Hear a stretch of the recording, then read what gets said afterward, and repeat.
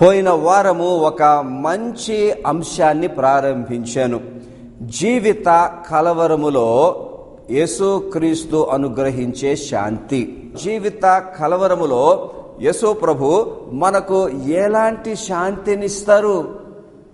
ఈ శాంతి గురించి మాట్లాడుకోవడం మాత్రమే కాదు, ప్రసంగం వినడం మాత్రమే కాదు ప్రియులరా, ఆ శాంతిని జీవిత కలవరములో ఎలా పొందాలో తెలుసుకొని దాన్ని పొంది ప్రతి కలవరాన్ని తొలగించుకొని చక్కని శాంతితో, మనశ్శాంతితో, నెమ్మదితో, నిబ్బరముతో, ధైర్యముతో ఈ లోకములో విజయవంతంగా జీవించాలి, ముందుకు వెళ్ళాలి. జీవిత కలవరములో క్రీస్తు శాంతి. వాక్యాన్ని మళ్ళా చదువుకుందాం.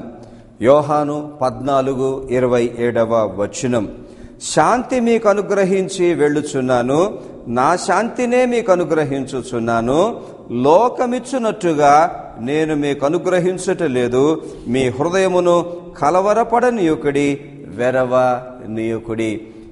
ఈ కార్యక్రమం చూస్తూ సందేశం వింటున్న వారు ఎవరిలోనైనా ఎలాంటి కలవరమున్నా, ఎలాంటి భయమున్నా, ఎలాంటి నిరుత్సాహమున్నా యేసు ప్రభు గొప్ప వాగ్దానం చేస్తున్నారు. చూడండి, నా శాంతిని నేను మీకు ఇస్తాను. నా శాంతి లోకమిచ్చినట్టు కాదు. లోకము ప్రియులరా జీవిత కలవరములో ఉన్న వారికి మంచి మాటలు చెప్పుతాయి, కానీ ఆ కలవరములో ఉన్న శక్తిని హతమార్చే సామర్థ్యము లోకములో ఉన్న వారికి కానీ, వారు పలికే మాటలకు కానీ లేదు. జీవిత కలవరములో ఉన్న శక్తిని హతమార్చగలిగిన శక్తి యేసు ప్రభువుకే ఉన్నది, ఆయన మాటలకే ఉన్నది. ఎందుకంటే పోయిన వారం మనం చెప్పుకున్నాము, ఆ సిలువలో ఆ కలవరములో ఉన్న శక్తిని ఆయన హతమార్చారు. ప్రియులరా, జీవిత కలవరాన్ని గురించి కొన్ని లోతైన మాటలు మీకు చెప్తున్నాను, వినండి. ఒకటి చింత, రెండవది కలవరం.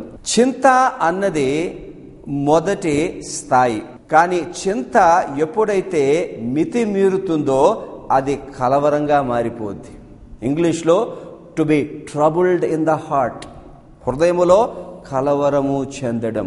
వినండి ప్రియులరా, ఈ మనస్సులో కలవరము ఉన్నవారు చాలా జాగ్రత్తగా ఉండాలి. ఎందుకనంటే ఈ కలవరము అన్నది ఆ వ్యక్తిని అన్ని రంగాల్లో, అన్ని విషయాల్లో ఎంతో బాధ పెట్టడం మాత్రమే కాకుండా ఆ వ్యక్తిని నాశనము కూడా చేస్తుంది. చూడండి, సామెత గ్రంథం 15:13 ఎంత అమూల్యమైన మాట ఉన్నది.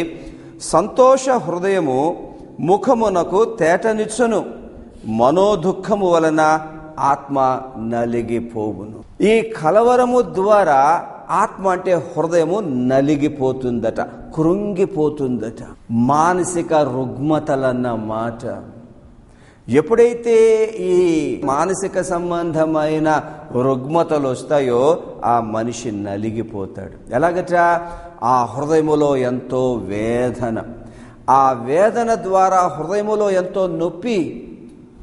చాలామంది ఆ నొప్పిని భరించలేక మత్తుమందులు వేసుకుంటారు, త్రాగుడుకు అలవాటు అవుతారు. మరి ఆ నొప్పి ఎక్కువైపోతే ఆత్మహత్య చేసుకుంటారు. అందుకే రక్షణ పొందిన మనము ఈ కలవరాన్ని గురించి చాలా జాగ్రత్తగా ఉండాలి. ఇంకోటి అవుద్ది చూడండి, ఆ కలవరమును బట్టి హృదయములో ఎంతో దుఃఖం, హృదయము ఏడుస్తూ ఉంటుంది, బయటికి కనబడకపోయినా. వినండి ప్రియులరా, ఎప్పుడైతే లోపల హృదయము ఏడుస్తూ ఉంటుందో బయట మనిషి సంతోషాన్ని వ్యక్తం చేయలేడు. ఏదో జీవితములో ముందుకు సాగిపోతూ ఉంటారే కానీ ఆ ఇంట్లో కానీ, ఆ ముఖములో కానీ, ఆ జీవితములో కానీ ఎలాంటి సంతోషం ఉండదు. ఆ హృదయములో భయంకరమైన దుఃఖం ప్రియులరా. ఇంకో మాట కూడా మీరు వినండి, హృదయము నలిగిపోవడం అనంటే ఆ కలవరము ద్వారా హృదయములో ఎంతో ఆందోళన. దీన్ని యాంగ్జైటీ అంటారు ఇంగ్లీష్లో, యాజిటేషన్ ఆఫ్ ద హార్ట్. ఎప్పుడైతే హృదయములో ఈ ఆందోళన వచ్చేస్తుందో వినండి ప్రియులరా, కొన్ని భయంకరమైన శారీరక రుగ్మతలు వచ్చేస్తాయి. గుండె ఎక్కువగా కొట్టుకోవడం మొదలు పెడుతుంది. ఒకలాంటి స్పృహ తప్పిపోయే ఫీలింగ్ వచ్చేస్తుంది. నిద్ర పట్టదు, దేని మీద ఇంట్రెస్ట్ ఉండదు, ఆకలి కూడా చచ్చిపోద్ది. ఇవన్నీ కూడా చాలా భయంకరం ప్రియులారా. ఈ ఉదయం సమృద్ధి జీవం చూస్తున్న ప్రతి ఒక్కరికి యేసు ప్రభు తన ప్రేమను అందిస్తూ ఉన్నారు. ఒక అద్భుతమైన వాగ్దానాన్ని ఇస్తున్నారు. రోమా 16:20 సమాధానకర్తయగు దేవుడు సాతానును మీ కాళ్ల క్రింద శీఘ్రముగా చితుక త్రొక్కించును. Take it as a promise. ఇదొక వాగ్దానం. సైతాను ఎవరిని ఈరోజు ఏ రకంగా కలవర పెడుతున్నాడు, ఏ దాంపత్యాన్ని, ఏ జీవితాన్ని, ఏ వ్యక్తిని, ఏ దేవుని సేవకుని, ఆ సైతాన్ను శీఘ్రముగా చితుక త్రొక్కగలిగిన శక్తి, వినండి ప్రియులరా, సమాధానకర్తయగు యేసు ప్రభువునకే ఉన్నది. అదే నా శాంతి. యేసు ప్రభువట నా శాంతినిచ్చి, తన శాంతిని మనకిచ్చి, ఈ సందేశము ద్వారా ఇచ్చి, ప్రతి కలవరాన్ని, ఆ కలవరం వెనకాతలున్న ఆ సైతాను శక్తిని ఆయన ఏం చేస్తారట, కాళ్ల కింద శీఘ్రముగా చితుక త్రొక్కించును, విడుదల చేస్తుంది. చాలా జాగ్రత్తగా వినండి సందేశం. ఏ సత్యము ద్వారా యేసు ప్రభు మనకు తన శాంతినివ్వనన్నారు దేవుని వాక్యములను చూద్దాం ప్రియులరా. ముందుకు వెళ్దాం. ముందుగా గొప్ప సత్యాన్ని మనం తెలుసుకుందాము. యేసు ప్రభువట తన రక్షణ ద్వారానే మనకు తన శాంతిని అనుగ్రహిస్తారు.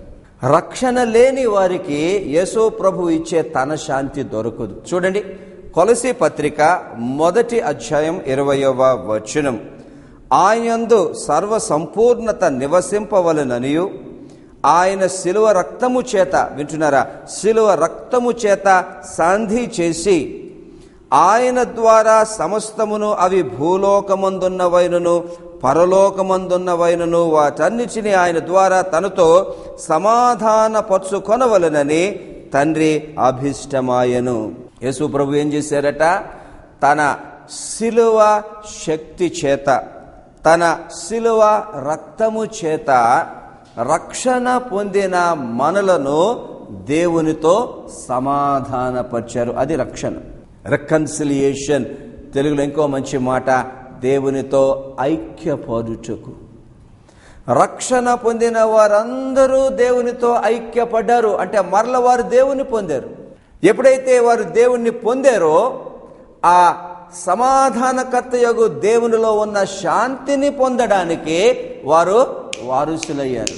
అయితే ఇక్కడ ఒక గొప్ప సత్యం చెప్తున్నాను, చాలా జాగ్రత్తగా వినండి. ఏంటో తెలుసా ప్రియులరా, అనుదిన క్రైస్తవ జీవితంలో నిజముగానే రక్షణ ద్వారా మనకు దేవునికి ఒక అంటుకట్టు, ఒక కనెక్షన్ ఏర్పడ్డది. అయితే అనుదిన క్రైస్తవ జీవితంలో మనం చేసే తప్పుల ద్వారా, మనం చేసే పాపాల ద్వారా, మన అవిధేయత ద్వారా ఏమైపోద్దంట, ఆ కనెక్షను కొంచెము పూరుకుపోద్ది. ఆ కనెక్షన్లో ఆటంకాలు వచ్చేస్తాయి. ఆ పాపము మనకు దేవునికి మరలా అడ్డుపడుతుంది. క్రైస్తవ జీవితములో హృదయాన్ని మొండి చేసుకొని భయంకరమైన పాపాల్లో జీవించే వారికట, వారికి దేవునికి ఉన్న ఆ కనెక్షన్ అది ఆటంకపరచబడుతున్నది. అందుకే ప్రియులరా, జీవితములో ఇంత భయంకరమైన కలవరమున్నా, ఇంత భయంకరమైన చింత ఉన్నా, ఆ కనెక్షన్ పూరుకుపోయింది గనుక యేసు ప్రభు శాంతి ఆ వ్యక్తిలోనికి రాలేకపోతుంది. ఇక్కడ తినేస్తున్నాం దెబ్బ. నా శాంతి ఎవరికైనా, ఆ యేసయ్య శాంతి ఎవరికైనా కావాలి అనంటే ఆయనకు మనకు ఉన్న ఈ మధ్య గోడ, ఈ ఆటంకం, ఆ అవిధేయత, ఆ పాపాన్ని మనం తొలగించుకోవాలి. అందుకే ప్రతి ప్రార్థనలో ముందు కనీసం 5 నిమిషాలు హృదయాలు పరీక్షించుకో. మనలో ఉన్న బలహీనతలు, పాపాలు గ్రహించి, దేవుణ్ణి బాధ పెడుతున్నామా, భార్యను బాధ పెడుతున్నామా, భర్తను బాధ పెడుతున్నామా, తల్లిదండ్రులను బాధ పెడుతున్నామా, పిల్లల్ని బాధ పెడుతున్నామా, దేవుని సేవకులు విశ్వాసులను బాధ పెడుతున్నారా, విశ్వాసులు దేవుని సేవకులను బాధ పెడుతున్నారా? పరీక్ష. నిజమైన పశ్చాత్తాపముతో ప్రభువా నన్ను క్షమించు, నేను చేస్తున్న తప్పు మరల చెయ్యకుండా నాకు కృప దయచేయనైనా అని కన్నిటితో ఎవరైతే ప్రార్థన చేస్తారో ప్రియులరా, తలుపులు తెరుచుకుంటాయి. అద్భుతమైన యేసు ప్రభు శాంతి ఒక మహావరదలాగా వచ్చి హృదయాన్ని, మనసును నింపేస్తుంది.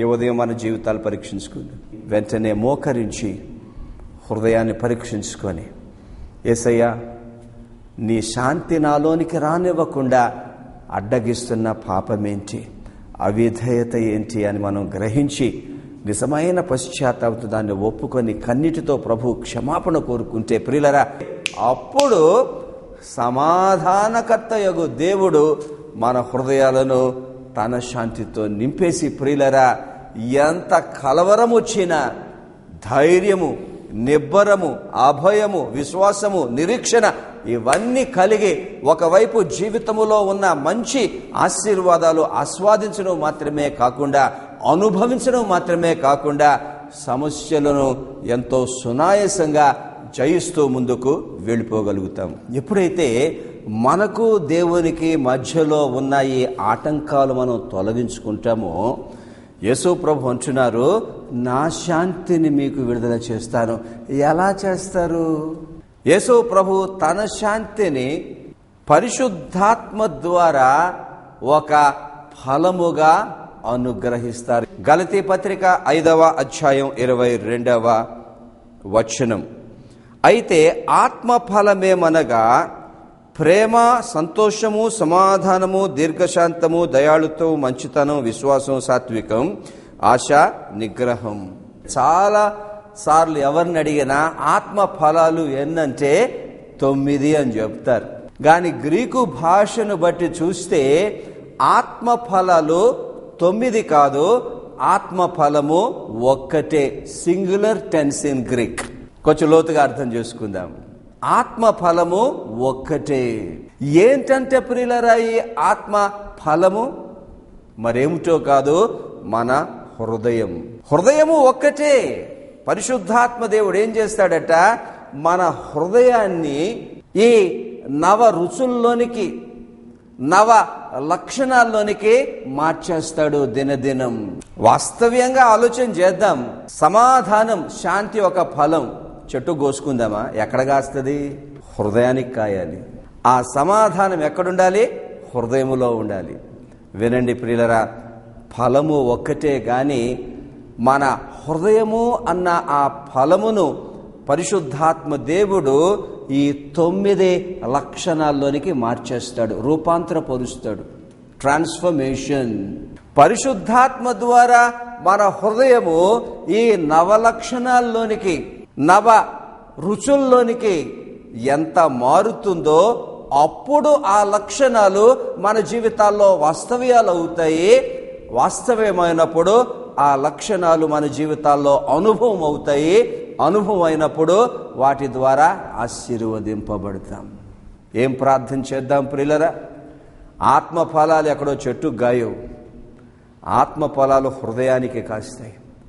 మనలో ఉన్న ప్రతి ఒక్కరూ ప్రతిరోజు మన హృదయాన్ని పరిశుద్ధాత్మ దేవునికి సమర్పించుకోవాలి. ఇక్కడ మారాలి. ప్రేమన్నా, సంతోషమన్నా, సమాధానమన్నా తగిలించుకొని తీసేది కాదు. అది హృదయంలోనికే, ఆ హృదయమే వీటిలోనికి మారిపోతే ఆ హృదయమంతా ప్రేమ అయిపోద్ది, ఆ హృదయమంతా సంతోషం అయిపోద్ది, ఆ హృదయమంతా శాంతి అయిపోద్ది. హృదయమంతా శాంతి అయిపోయినప్పుడు కలవరానికి స్థానం ఎక్కడుంటుంది చెప్పండి? This is the secret, this is the mystery. అయితే వినండి, ఏ చెట్టుకు కూడా ఫలము విత్తనం నాచిన వెంటనే రాదు, టైం పడుతుంది. ఈ హృదయం అన్న ఫలం కూడా అంతే. మన జీవిత కాలమంతా పరిశుద్ధాత్మ దేవునికి మన హృదయాన్ని ఎంత సమర్పిస్తామో, ఎంత లొంగిపోతామో, ఈ హృదయానికి ఈ నవ చక్కని 9 లక్షణాలు పరిశుద్ధాత్మ దేవుడు నెమ్మదిగా సమకూరుస్తూ వాటిని మన హృదయంలో, వినండి మాట, పరిపక్వము చేస్తాడు, పరిపూర్ణము చేస్తాడు. అంటే 100% చేస్తాడు. ఇంకో మాట మీరు గమనించండి, చాలా ఇంపార్టెంట్. ఒకసారి పండు అయిపోయిన తర్వాత చెట్టుకి ఆ పండును మళ్ళీ ఎవరైనా గింజగా చేయగలరా? ఆ పండులో గింజలు వస్తాయి కానీ పండును గింజ చేయలేరు. అంటే అర్థం ఏంటనమాట? ఒకసారి ఫర్ ఎగ్జాంపుల్ ఈ క్రీస్తు శాంతి సమాధానం అన్న ఆ ఫలము మనలోనికి వచ్చేస్తే మళ్ళా దాన్ని ఎవరు తొలగించలేరు. అది అలాగే ఉంటుంది. హృదయమే శాంతి అయిపోతే ప్రియులరా, ఆ శాంతిలోనికి కలవరం వచ్చే ప్రసక్తే ఉండదు. That is what we want. అయితే ఈ నవలక్షణాలు మరి ముఖ్యముగా యేసు ప్రభు ఇక్కడ వాగ్దానం చేసే నా శాంతి పరిశుద్ధాత్మ ద్వారా పొందాలంటే మనమేం చేయాలి? చూడండి దేవుని వాక్యం, గలతీ పత్రిక 5వ అధ్యాయం 25వ వచనము. మనము ఆత్మననుసరించి జీవించువారమైతిమా, ఆత్మననుసరించి క్రమముగా నడుచుకొందుము. ఈ వాక్యాన్ని బట్టి చూస్తే ఒకే ఒక సత్యం ప్రియులరా, పరిశుద్ధాత్మ దేవుడు మన హృదయాన్ని ఈ నవ క్రీస్తు లక్షణాల్లోనికి, మరి ముఖ్యముగా క్రీస్తు శాంతిలోనికి మార్చేసేయాలి, రూపాంతరపరచాలి అని అంటే వినండి, ఈ వాక్యాన్ని బట్టి మనము పరిశుద్ధాత్మలో జీవించాలి. We have to live in the Holi spirit. అంటే అర్థం థియలాజికల్గా రకరకాలుగా మీకు నేను చెప్పచ్చు, కానీ ఒకటి మాత్రమే చెప్తున్నాను, మనము ఎప్పుడూ ఎల్లప్పుడూ పరిశుద్ధాత్మ వాతావరణములో జీవించాలి. నిజమే, ఒక చెట్టు ఫలించాలంటే దానికి మంచి వాతావరణం కావాలి. ప్రతికూలమైన వాతావరణంలో ఏ చెట్టు ఫలించదు, ఏ ఫలాలు కాయదు. పరిశుద్ధాత్మ అనుగ్రహించు ఈ నవలక్షణాలు అన్న ఈ ఫలం మనం ఫలించాలి అనంటే మనం పరిశుద్ధాత్మ దేవుని వాతావరణములో ఉండాలి. వినండి ప్రియులరా, ఎప్పుడైతే ఈ పరిశుద్ధాత్మ వాతావరణములో మనం జీవితాంతము జీవిస్తామో 2 అద్భుతాలు జరుగుతాయి. ఒకటి, శరీర కార్యాలు అవంతటా అవే తొలగిపోతాయి. రకరకాల పాప వలను సిలువ వేయుడే. ఎక్కడేస్తాం, ఎప్పుడేస్తాం, ఎలాగేస్తాం? పరిశుద్ధాత్మ వాతావరణములో వేస్తాం.